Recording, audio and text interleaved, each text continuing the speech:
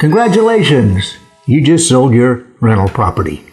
Thanks to a pretty crazy real estate market and some smart investing, you've made a handsome profit.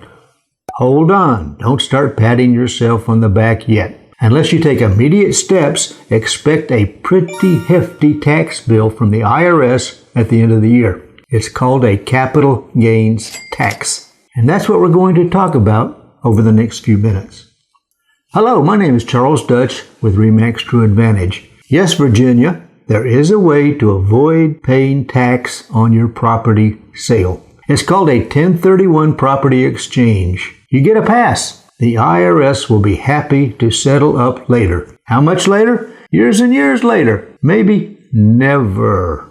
For the next few minutes, I'll break a 1031 exchange down into simple, easy to follow steps. It's not that complicated. Help me by clicking on the like button and feel free to pass this video on to your relatives and friends. Let's get right to it. Simply put, a 1031 exchange is a swap of one real estate investment property for another. This allows the capital gains tax to be deferred. The term comes from Section 1031 of the Internal Revenue Code.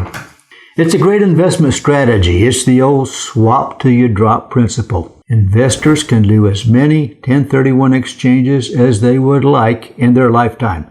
They defer 100% of their taxes each time. Unless they sell and enjoy the gain on the sale, they will never have to pay those taxes. When they die, they can pass the property on to their heirs with no taxes. What a sweet deal. Real estate investors have used a 1031 tax exchange for decades to sell their investment property and buy more expensive investment property. Here's where a 1031 exchange gets even better. Every year you receive a depreciation credit on your taxes. This credit reduces your income tax by depreciating the property over a period of time. When you sell, the government wants to recover the depreciation you enjoyed. Time to pay the piper. With a 1031 exchange, depreciation recaptured by the government changes. Be sure to consult your accountant. Let me be perfectly clear as we move forward. My goal is simply to explain the tax law as it relates to a 1031 exchange. I am not offering advice. Always seek the help of a professional when doing a 1031 exchange. The entire process can go sideways and get pretty murky without the help of an attorney, real estate agent, and accountant. Here are the three most common pitfalls to avoid.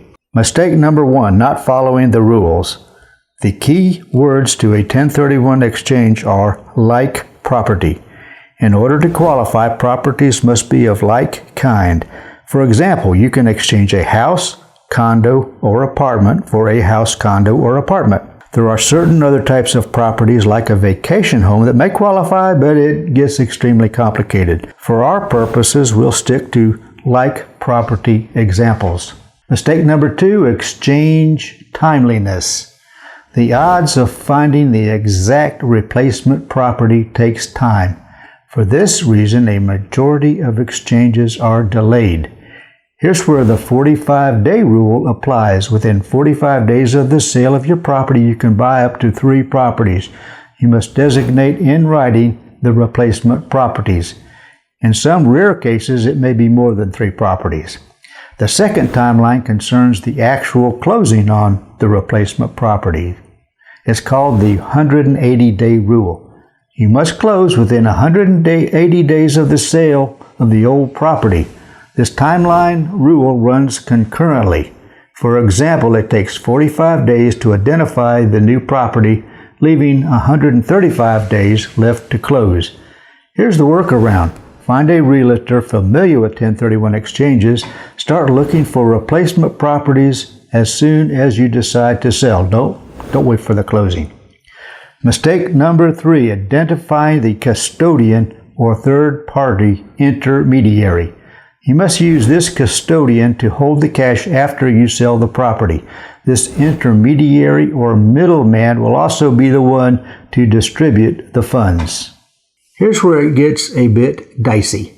Finding a certified exchange specialist to act as a third party can end up with disastrous results. This is not a regulated industry. Anyone can call themselves a custodian and claim to understand the process. Unfortunately, your funds can be malapportioned and even disappeared. Funds from the exchange must be properly accounted for and put into an escrow account.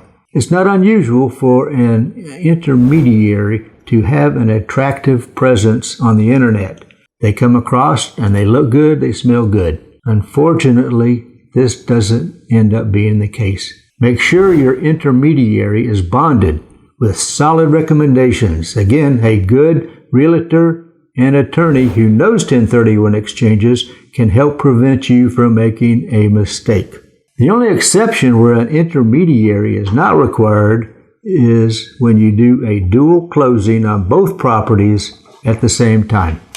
There you have it. It's always a good idea to review your investment portfolio. It goes without saying that the current housing market is full of uncertainties. No one knows for sure which way things are going to go. But one thing's for certain, the power of a 1031 property exchange can be an excellent strategy to build lasting wealth. The end goal is not only to avoid paying taxes, but use the money to purchase property worth a lot more.